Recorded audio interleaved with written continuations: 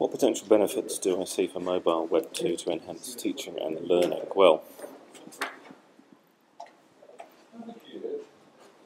I think the biggest use is probably just using it away from the campus. I don't think using it on campus is particularly useful because most of the students have access to computers already here while they're here.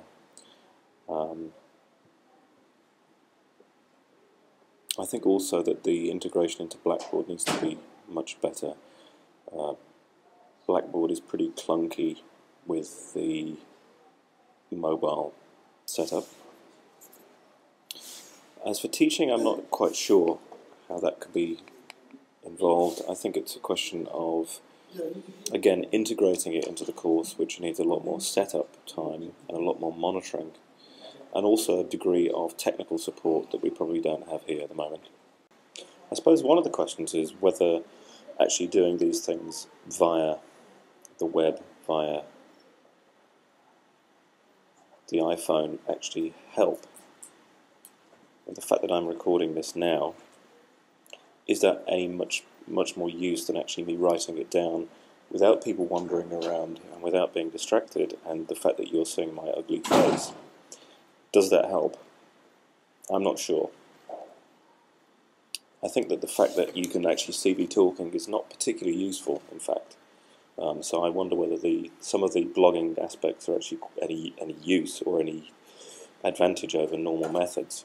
I think where the video content does become useful is when you want to document a particular event, like a rehearsal, a sound check, or a rehearsal session, jam session, something like that, where it is actually quite useful to see how people are interacting in a particular situation.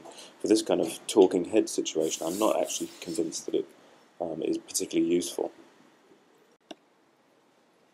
Have I seen increased engagement in the course from students when using this technology? Well, I'm not entirely sure. I think some of them are already quite comfortable with using mobile devices. Obviously, a lot of people text, which is quite a different thing from doing all of the other things that we're perhaps asking them to do. I think in general, I'd say probably not. Are they engaged more in the course? I'm not sure. I think one of the biggest problems is just getting people to turn up and pay attention. Whether this is actually enhanced by using technology, I'm not actually sure. I think there are ways in which it can incorporate what they do outside of the campus in a more integrated way, and that's quite useful.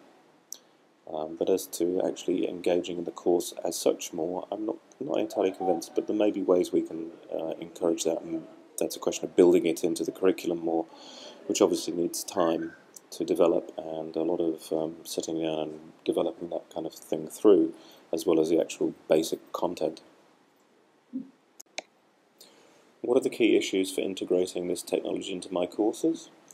Well, one of them is simply the fact that in order to integrate them properly, you need a lot of setup time, and you need a little bit more technical support than perhaps we get here, and a certain amount of resources.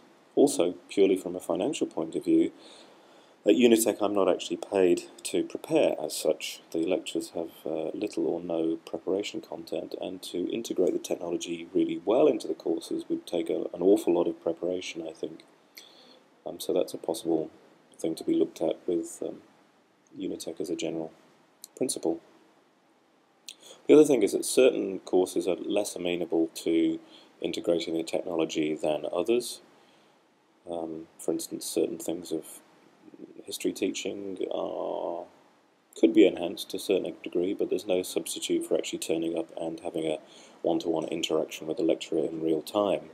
And I think that's one of the things that's perhaps overlooked in this interest in using technology. On the other hand, there are certain things that can definitely be enhanced. Obviously, it's quite nice to show images or show audio files or video clips, YouTube clips, and so on in class to illustrate particular points in ways that you don't always have access to in other ways.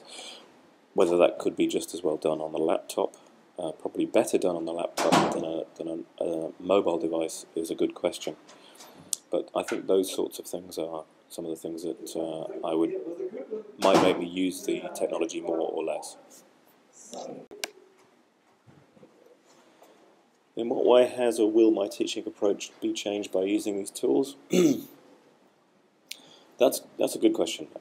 Again, it's a question of the degree of preparation that one has or one has time to do, the degree of integrating the technology into that curriculum. I think there's possibly an over-optimistic expectation of what the students are likely to contribute and in what way they are active rather than passive.